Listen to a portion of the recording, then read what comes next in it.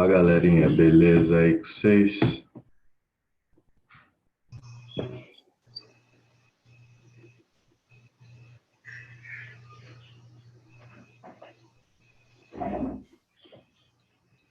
Tudo em ordem, hein?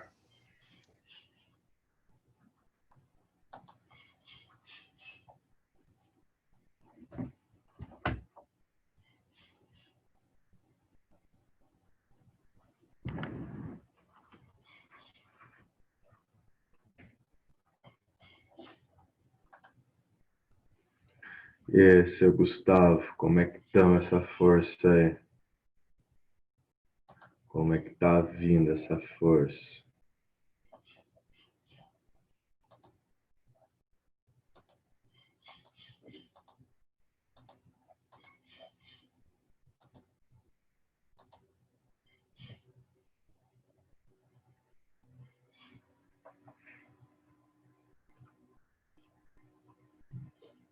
Será que a galera hoje decidiu ficar dormindo até mais?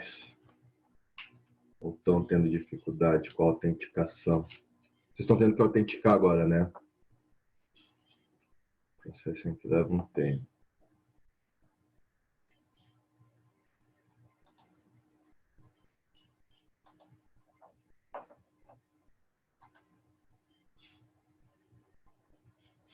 É.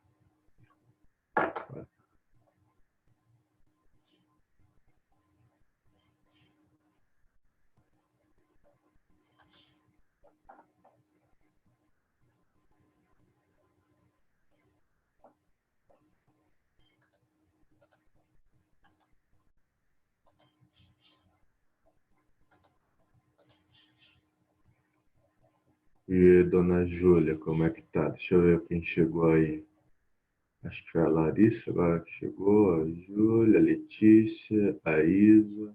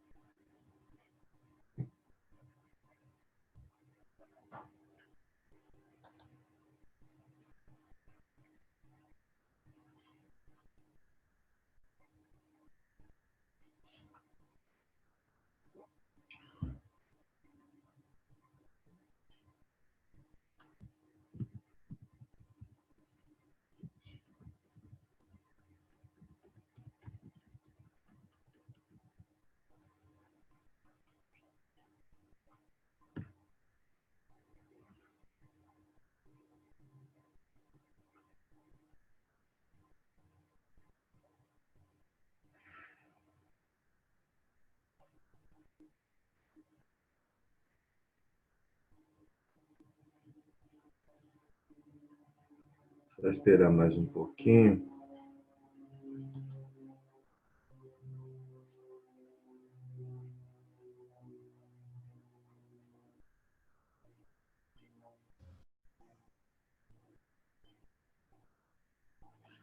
E aí, dona Amanda, como é que tá? Bom dia, tô bem, e você? Bom também. Ainda mais agora que a gente vai ver sobre a Revolução Chinesa. Eu ainda não tomei meu café, então o pico de emoção tá. Uh!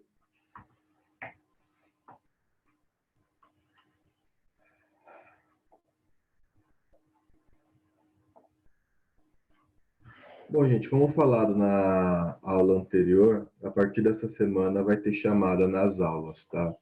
Eu vou compartilhar aqui a planilha, porque estou fazendo a chamada.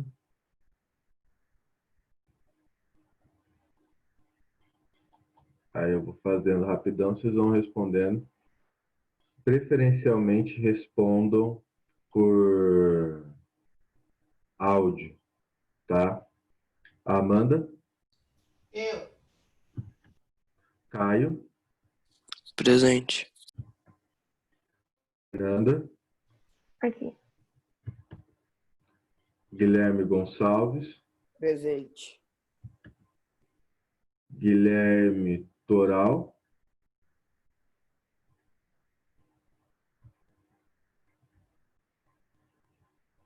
ainda não apareceu.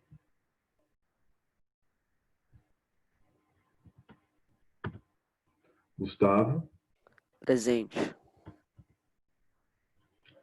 Alessa,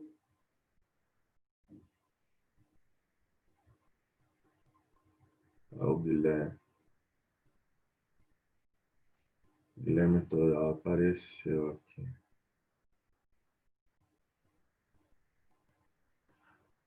Ô Guilherme, dá um salve aí para poder colocar sua presença. Hillary, Igor, Rosane, Eu. Cortesani, João Pedro,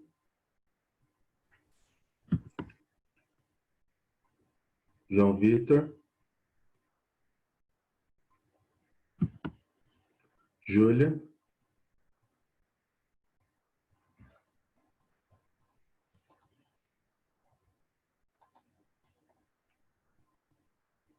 Júlia,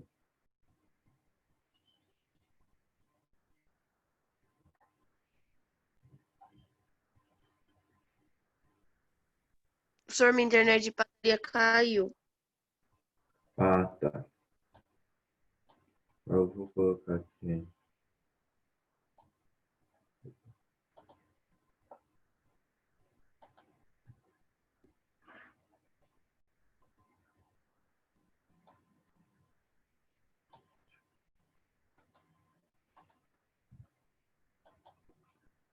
Larissa, Presente. Letícia,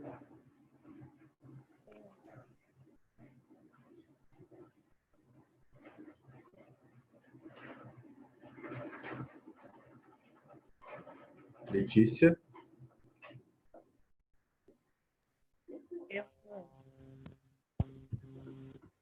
Luana, Lucas Martins, Lucas Rosário, Presente. Natan, Raíssa. Galera, aqui na sala de espera tá aparecendo aqui o nome de Fernando Stock, não sei se é assim que fala a pronúncia. Você sabe se é o pai de alguém? É o João, é o João Pedro. João Pedro? Ah, tá. Deixa eu já...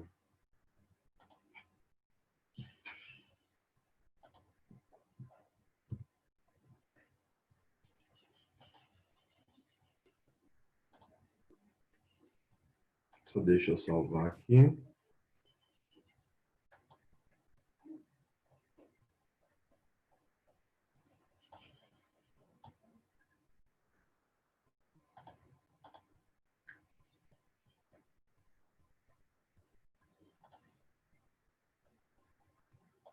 A Lucas Martins respondeu aqui pelo chat.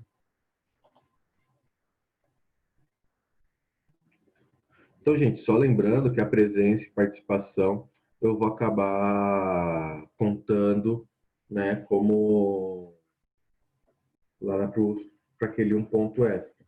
E também, né, na última aula, eu deixei aí para vocês fazerem a tarefa 22. Né? Eu vi lá no meu e-mail que alguns já estão me mandando, até mesmo na agenda, alguns mandaram perguntas, né, sobre o entendimento da questão, e eu respondi. Já vou reforçar, mande para o e-mail, porque assim eu tenho um controle maior de quem está fazendo ou não. Até mesmo alguns alunos vieram tentar me entregar pela Agenda Edu, eu fui pedindo para que me enviasse por e-mail. Por que eu estou fazendo isso? Porque para mim, na Agendedu, depois que eu olho uma mensagem, eu recebo a mensagem, né, ela acaba sumindo para mim, né? Quer dizer, fica no histórico lá, então acaba às vezes ficando mais complicado eu achar se fez ou não. No e-mail ali eu já tenho mostrado que eu abri, que eu li, tenho lá, daí fica até o período, até a data, até o prazo, né, que é hoje, fica fácil de eu conseguir observar aí quem entregou, beleza? Então quem ainda não fez, o faça, tá certo? Bom, sem mais delongas, minha galera, vamos lá, abram aí a apostila de vocês na página 11. A gente vai estudar, então, a Revolução Chinesa. Hoje, a gente vai estudar até o Massacre de Xangai. Aí, na sexta-feira, a gente vai ver a Longa Marcha e a Revolução Cultural Chinesa, beleza?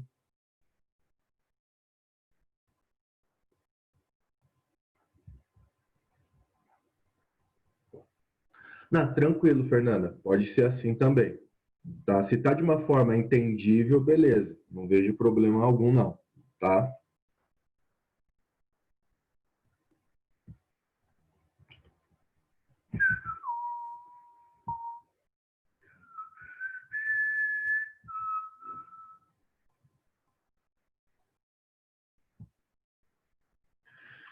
Bom, galerinha, lembrando aqui então que nós estamos estudando a Guerra Fria, tá certo? Na semana anterior, nós vimos o conceito de Guerra Fria e vimos aí alguns desdobramentos da Guerra Fria e alguns discursos, né, que aconteceram durante esse período que nós chamamos de Guerra Fria. Como a idade aqui está batendo e o isolamento também, eu não lembro algumas coisas que eu falei na semana passada. Então vamos lá. Rosário, me dá a definição que eu passei para vocês de Guerra Fria?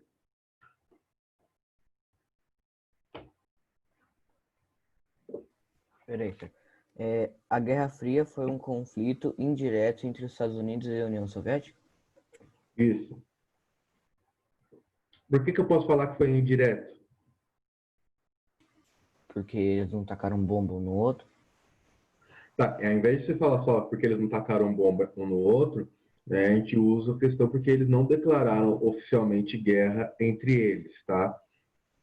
Gente, parece chato, parece redundante, mas basicamente aí todas essas aulas de Guerra Fria, se necessário, eu vou fazer essa retomada do conceito de Guerra Fria, porque eu quero realmente que fique enraizado na cabeça de vocês esse conceito, tá certo? E aí a gente vai vendo o desdobramento.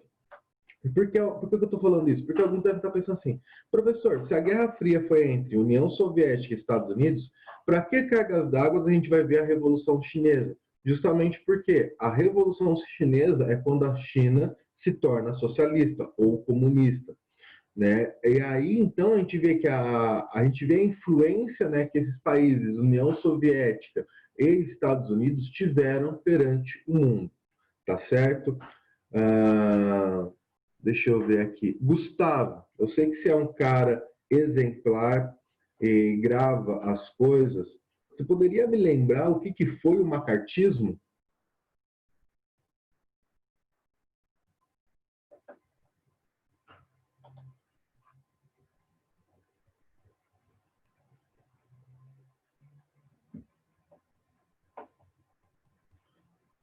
Não sabe? Tranquilo, beleza. Deixa eu ver mais alguém. Amanda, você sabe me falar o que foi o macartismo?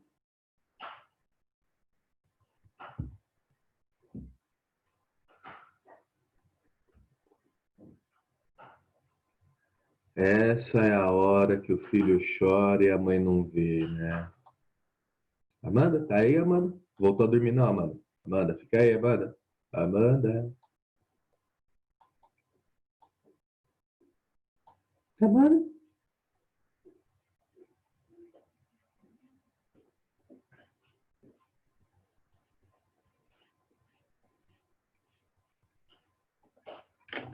Então vamos lá. Júlia, você sabe me dizer o que foi o macartismo? Quando eles perseguiam os comunistas lá, quem eles achavam que eram comunistas. Ah, eles quem? Não, os caras dos Estados Unidos perseguiam os professores, cientistas, intelectuais, que eles achavam que eram comunistas. Tá, isso mesmo. Então, vamos lá. Reforçando aqui, então, a gente acabou de ver o conceito de Guerra Fria e viu que vai ter alguns desdobramentos, né? E dentro dos Estados Unidos, né, dentro da política norte-americana, nós teremos, né, o senador John McCarthy, só confirmar aqui o nome dele rapidinho, tá? Joseph McCarthy, desculpa, que vai pregar, vai ter todo um discurso contrário ao comunismo, né? Contrário ao socialismo, e vai promover toda uma perseguição. A gente pode falar assim, entre aspas aqui, tá? Ele vai promover uma grande caça às bruxas, aos socialistas, aos supostos socialistas ou comunistas, né? Nos Estados Unidos. Então, veja que aqui nós temos aí toda uma atmosfera que eu falei na última aula de paranoia. E aí também a gente vai ter dos discursos, né, de Truman, de Stalin, né, de Churchill, entre outras coisas. Fala, dona Raíssa, tudo bom com você? Raíssa, Bom dia, senhor. Bom dia. Como você já deu o ar da graça aqui, eu já vou depois adicionar sua presença, beleza? Só me lembra qualquer coisa no finalzinho da aula para eu adicionar, tá certo? Caso eu não tenha feito isso ainda. Beleza. Então, tudo isso que eu estou fazendo aqui é uma breve retomada do conteúdo da semana passada, que eu espero ainda que esteja fresco na mente de vocês. Mas, como eu sei que meus alunos, muitas vezes, não lembram o que almoçaram no dia anterior, então por isso que a gente sempre faz uma retomada. Ok? Então, vamos lá para a Revolução Chinesa. Aqui nesse primeiro slide, a gente tem a situação da China, tá? Basicamente um panorama histórico aqui, melhor dizendo, panorama não, um recorte histórico dos períodos que nos interessam, né? Que seria, então, o período anterior às guerras mundiais, tá? E ali o período em que está acontecendo as guerras mundiais. Se a gente pegar de fato, quanto é que a China se torna socialista, né, ou comunista, ela vai se tornar socialista ou comunista em 1949. Professor, por que você fala ou socialista ou comunista? Porque, gente, nesse discurso, né, geralmente de Guerra Fria, comunista e socialista é tudo farinha do mesmo saco, tá? A gente já estudou no ano passado, quando a gente foi falar sobre socialismo científico, socialismo utópico, né? Que nessa visão do Marx, né, que defende o socialismo científico, que há uma ligeira diferença entre o socialismo e o comunismo, né? Então, para, né, uma questão, vamos colocar assim, conceitual, há uma pequena diferença. Mas, para o discurso da Guerra Fria, ser socialista e ser comunista não tinha diferença nenhuma. Por isso que eu acabo usando os dois termos, tá? Então, nesse discurso aqui, você utilizar os dois termos, não tem problema.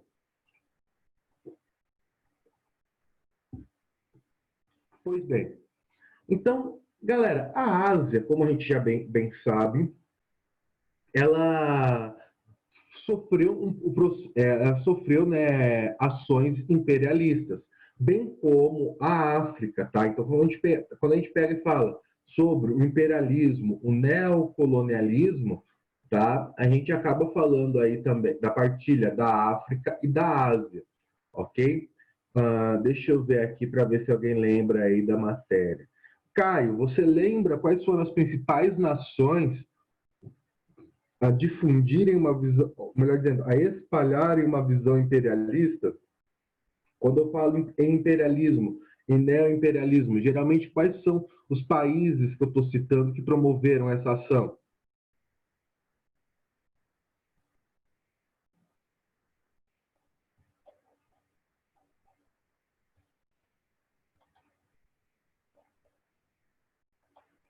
Caio? Lembra não? Tranquilo. Deixa eu ver aqui. João, você lembra? Eu acho que sim. No imperialismo, acho que é Inglaterra, Portugal, Espanha, e no neocolonialismo é os Estados Unidos. Tá.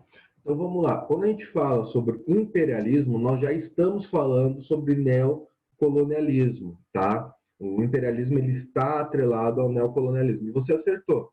Então, aqui, né, as principais potências eram as potências industriais já no imperialismo. Lembrando que aqui no imperialismo a gente já está, né, na segunda revolução industrial. Então, nesse caso aqui, nós temos a Inglaterra, França e dentro da Europa, né, Inglaterra, França, deixa eu ver, a Bélgica também, a Alemanha vai estar correndo atrás, e por aí vai. Mas lembra que até mesmo o imperialismo que nos leva à Primeira Guerra Mundial, tá?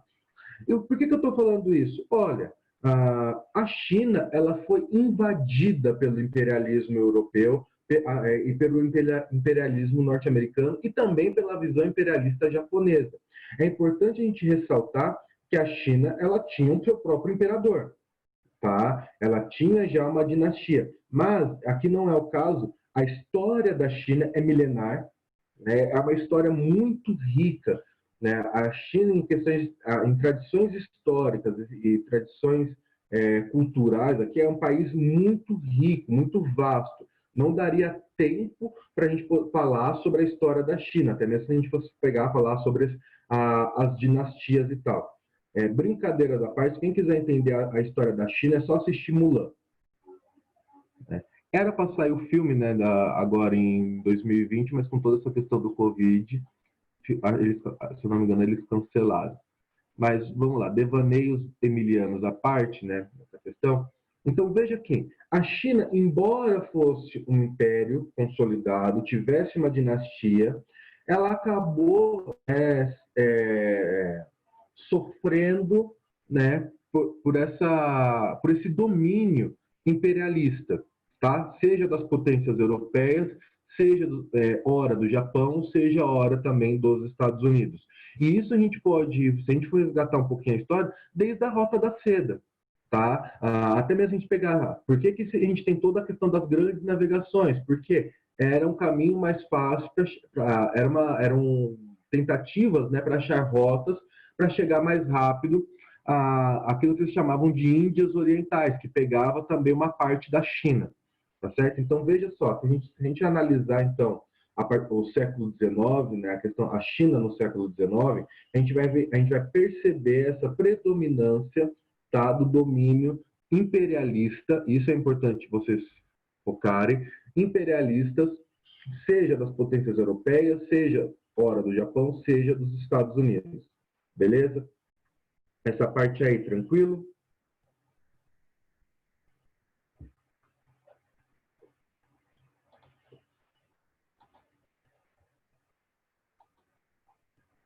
Beleza, então, vamos dar sequência.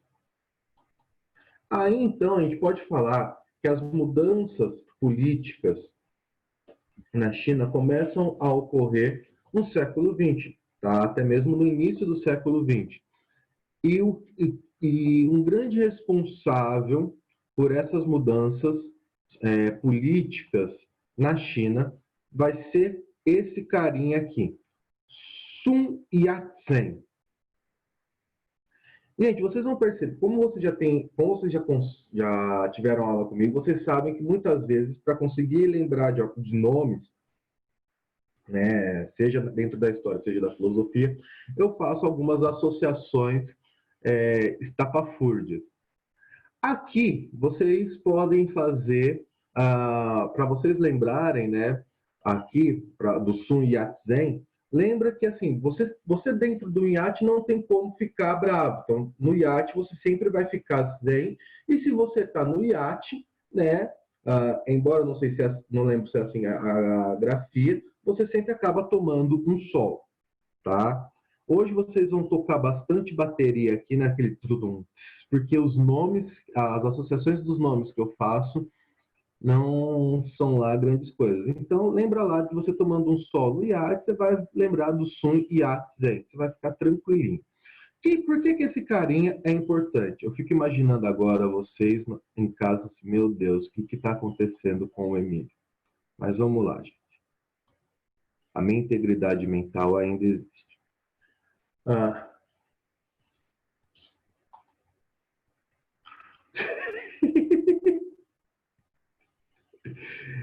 A gente depois só vê, meu Deus, senhor. Vamos lá, o importante é ter saúde. Então, o Yat-sen, ele foi o fundador do Kuomintang, tá?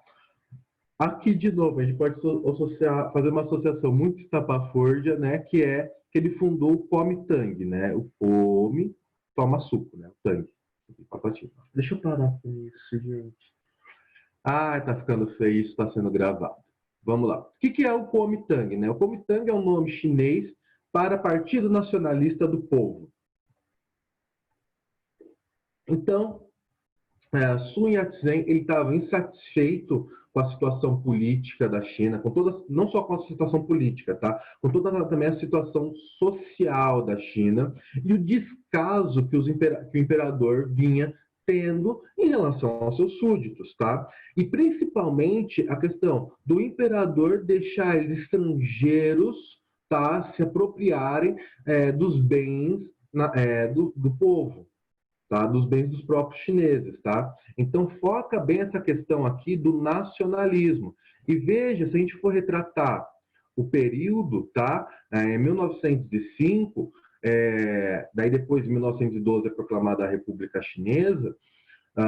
O que a gente tem já? A gente já percebe que no mundo o discurso nacionalista é muito forte, tá? Então percebam que a China, basicamente aqui, né, está se adequando ao discurso do mundo, tá? Por isso que a gente pode falar que as coisas não acontecem a esmo. E qual que eram as ideias, então, políticas, né, do Partido Nacional do Povo, né, do Kuomintang? Reformas econômicas, tá? Yat-sen, ele era contrário à presença de estrangeiros na China, por ele expulsava-se todo mundo, tá? E aí ele também queria o fim da dinastia dominante, que era a dinastia Manchu, né? Há quanto tempo essa dinastia dominava aí a China, comandava a China, eu não lembro. O nome do imperador era o nome do último imperador dessa dinastia, né, que foi deposto por Yat-sen, foi Puyi, né? Para quem for anotar aqui, eu vou escrever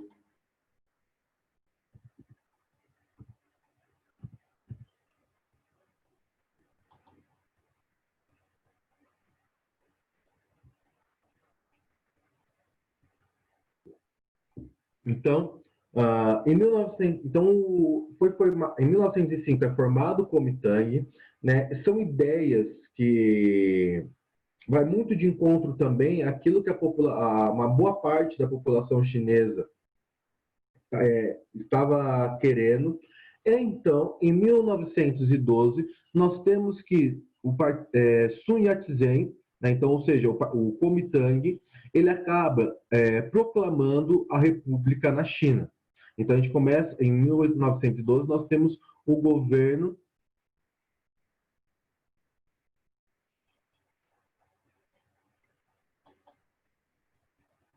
né? Então, em 1912, nós temos que a China ela deixa de ser um país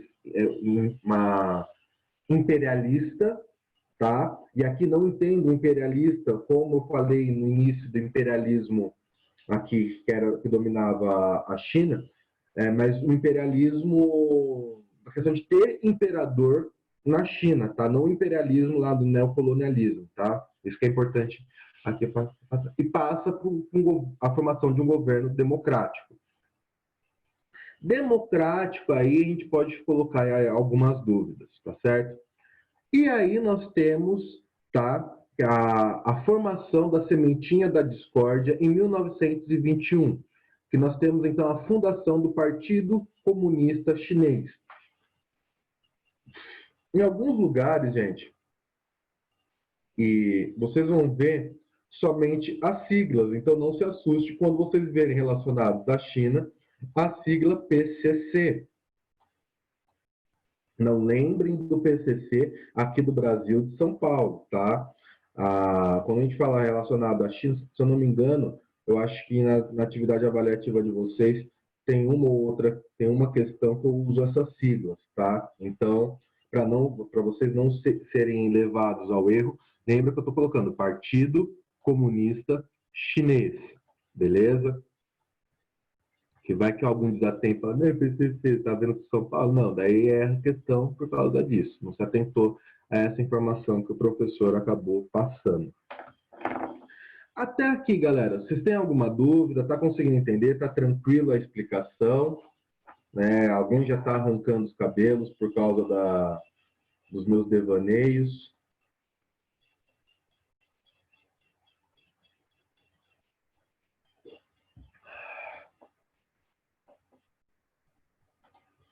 Então,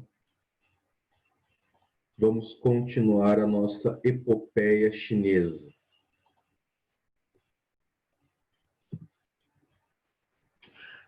Agora nós vamos falar um pouquinho sobre o Partido Comunista Chinês, o PCC da China, né? Quem foi o grande líder do Partido Chinês nesse momento, tá? Do Partido Comunista Chinês nesse período que a gente vai estar retratando?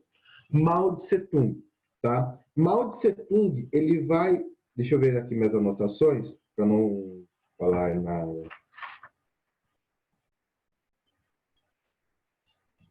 Eu tinha anotado em algum lugar o tempo que Mao Tse... tá aqui.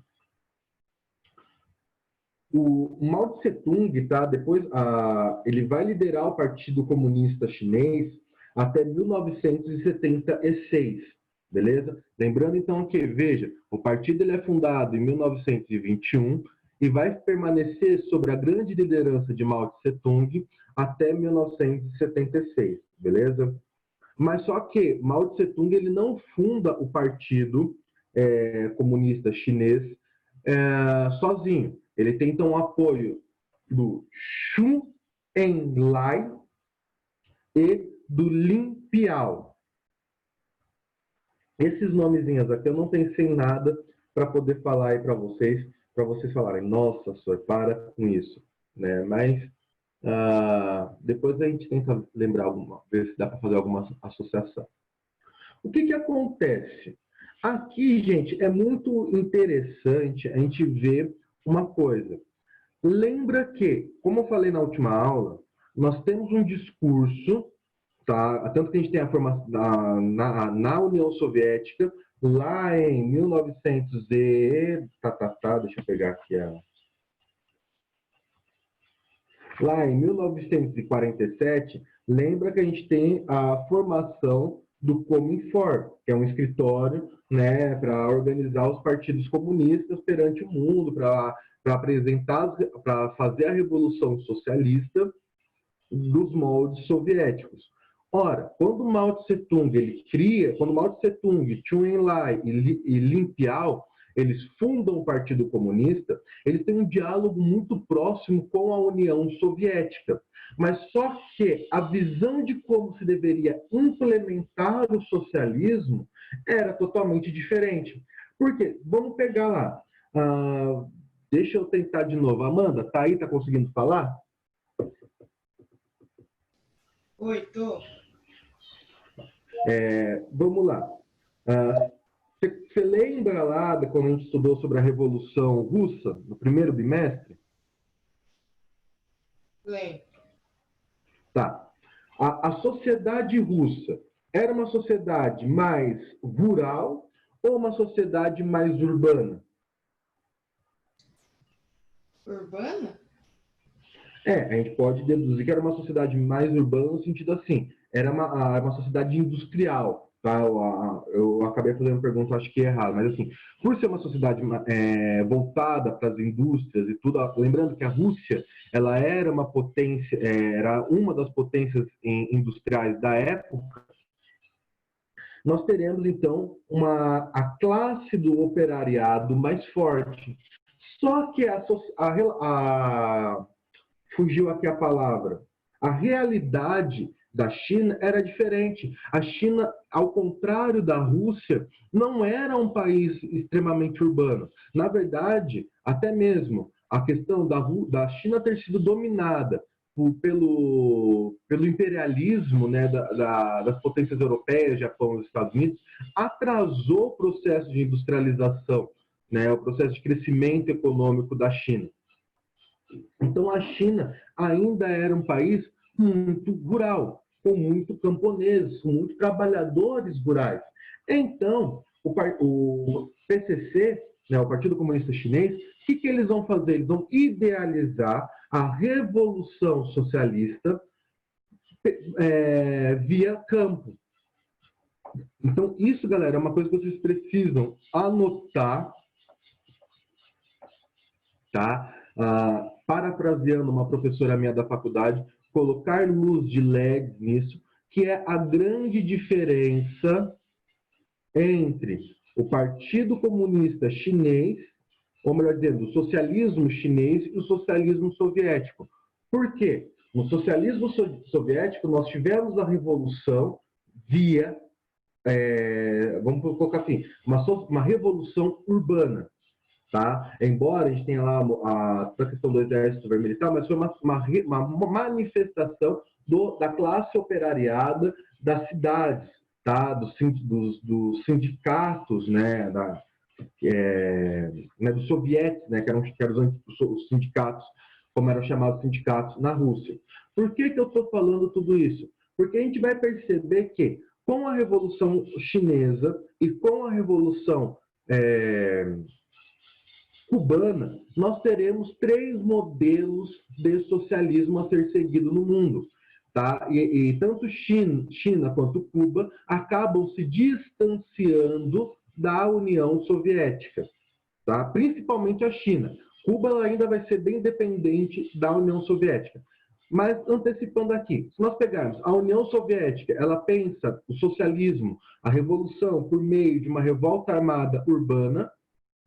A China, ela pensa a revolução por meio de uma revolta armada dos camponeses, né, por meio então, de uma revolução campal. E o socialismo cubano, ele usa táticas de guerrilha, tá certo? E isso é interessante a gente observar, gente, porque quando a gente for lá ver sobre o regime militar, a gente vai ver que tem envolvimentos, não envolvimento no regime, mas na história. Vai ter envolvimento dos partidos comunistas aqui no Brasil e nós teremos essas 3 vertentes presentes aqui no Brasil também. Essa via na qual fala que a revolução socialista deveria ser feita pelo campo, acaba ganhando o nome, né, de via maoísta para o socialismo. Maoísta por causa de Mao Tse Tung, tá? Que era a visão de Mao Tse Tung em relação ao socialismo. Bom, como eu falei, né, quando o Mao Tse Tung e a trupe dele fundam o Partido Comunista Chinês, obviamente o diálogo, eles tinham um diálogo muito mais próximo da União Soviética. Na verdade, a China ela só vai romper com a União Soviética, a gente vai estudar na sexta-feira, na Revolução Cultural. Tá? E Moscou, ou seja, a União Soviética, orientava o Partido Comunista Chinês para se aproximar do Partido Nacional do Povo. Ou seja, eles falam assim, vem aqui, Mao, vamos aqui, o camarada Mao Tse Tung, vamos conversar. É o seguinte, não adianta você querer bater de frente agora com o PNP, né, o Partido Nacional do Povo. Até mesmo porque eles têm uma boa base popular. Então, vocês precisam se aproximar, vocês precisam se unir, ver os interesses em comum, e aí vocês depois promovem a revolução.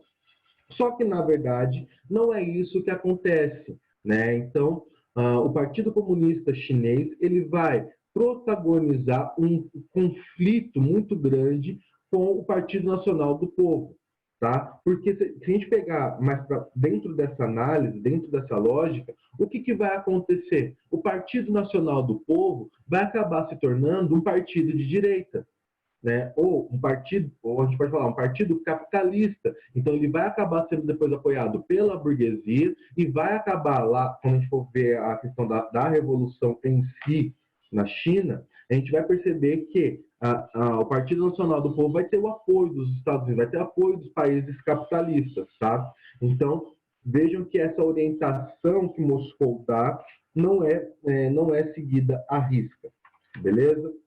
Mais uma vez, galerinha, até aqui tudo tranquilo?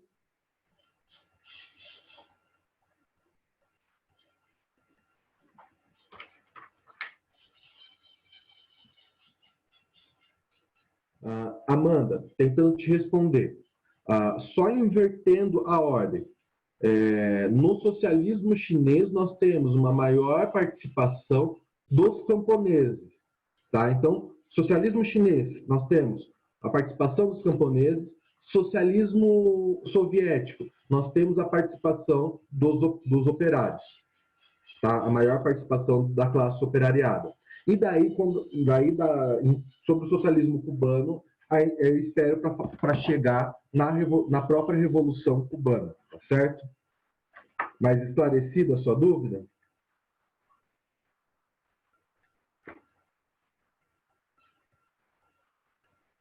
Só deixa eu confirmar aqui se a gente chega a ver a Revolução Cubana. Chega.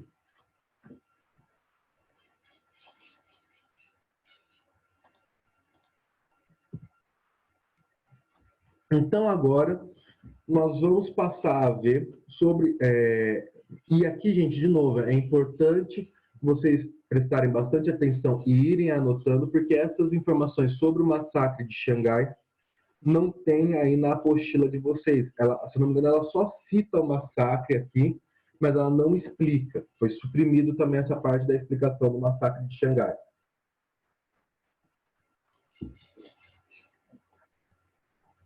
Deixa eu ver um negocinho aqui rapidinho.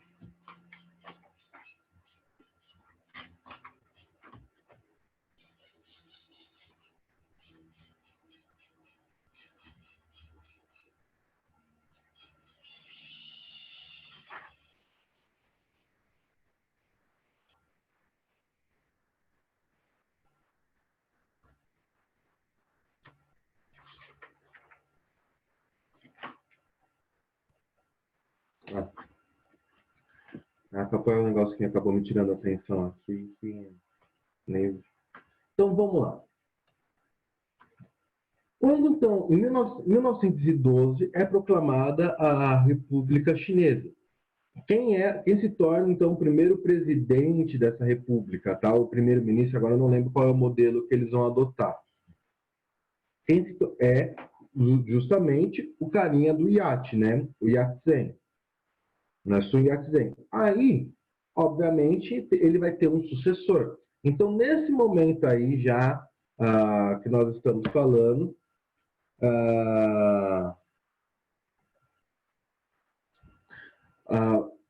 Sun Yat-sen ele sai, né, da liderança. Aqui eu não, na minha pesquisa, acabei suprimindo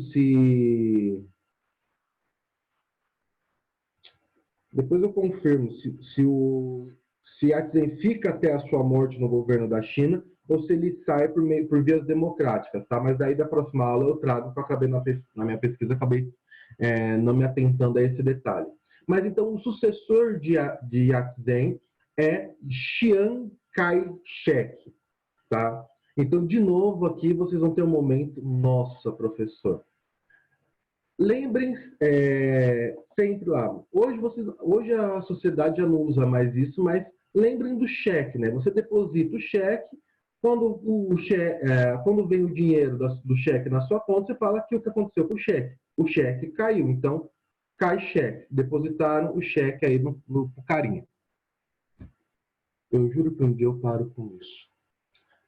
Então, Chiang Kai-shek, ele era o líder, né, da República Chinesa na época e o líder do Kuomintang. Tá? Lembrando que o Kuomintang que estava liderando, né, a República Chinesa. E só que Kai-shek, ele não quis se aproximar dos comunistas. Tá? Ele, na verdade, ele tem uma política contrária. Ele tem uma política de se distanciar dos socialistas, né? O que vai levar um atrito entre os comunistas e os nacionalistas.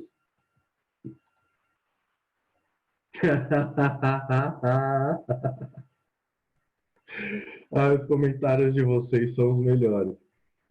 Vocês acabam me dando subsídios para eu continuar com essas coisas, cara. Eu não posso fazer isso. Então vamos lá, só para conseguir terminar aqui a explicação. Então, né, por Kai-shek, ele ter falado assim, não quero papo com comunista, não me associo à sua laia. Ele acabou agradando quem? Qual classe social? Obviamente, a burguesia. Porque o terror da burguesia eram os comunistas.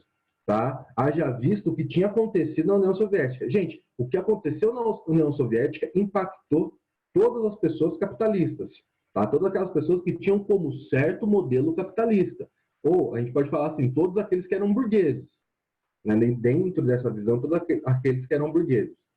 E aí, cara, em 1927, o chequinho pistolou, né? Não depositaram o dinheiro dele certinho. E ele falou assim, quer saber de uma coisa? Comunista bom é comunista morto. E ele mandou, então, o exército passar o rodo geral, exterminar, matar literalmente. Aqui está milhões, mas é milhares, gente. Milhares de pessoas vinculadas ao Partido Comunista Chinês. Então, por exemplo, se você era... Então, nessa ordem que foi dada, né, na cidade de Xangai, se você era considerado membro do Partido Comunista Chinês, você ia ser lá, ia ser morto. Tanto que, a título de curiosidade, a primeira mulher e o filho de Mao Tse Tung são mortos nesse episódio, que fica conhecido como Massacre de Xangai. Então, vamos lá. O que foi o Massacre de Xangai? Foi quando... O Massacre de Xangai foi quando teve o extermínio de milhares de supostos comunistas ou pessoas vinculadas ao Partido Comunista sob ordem do líder chinês Chiang Kai-shek. Beleza? Aí o que vai acontecer? Acabou com óbvio que quando o Chiang Kai-shek faz isso, ele não faz a esmo. Ele faz pensando em exterminar, acabar com o Partido Comunista Chinês. O famoso acabar com a concorrência. Óbvio que de uma maneira bem, né, tensa, bem punk. Só que os comunistas, né, vaso ruim não quebra, os caras pegaram e falaram assim, mano, não é assim que você vai nos calar. Abaixa a opressão, e então os caras foram se refugiar em uma região montanhosa chamada Jiangxi, tá? E lá eles fundaram a República Soviética da China. E é a partir daí, então é aqui que eu termino a aula, e é a partir daí que a treta começa a ficar maior entre Partido Comunista Chinês e Partido Nacional do Povo, né? Ou melhor dizendo, entre Partido Comunista Chinês e Kuomintang, tá certo? Porque daí você tem o Partido Comunista Chinês defendendo a República Soviética da China e o Kuomintang defendendo a República Chinesa, ok? Aí, então, na próxima aula, nós veremos o desdobramento dessa briga entre Kuomintang e PCC, tá certo? Isso daqui está parecendo coisa que acontece em São Paulo. Meus queridos e minhas queridas, alguma dúvida? Não. Não, tudo tranquilo? Fora a Raíssa, que chegou depois da chamada, mais alguém chegou, entrou na aula depois?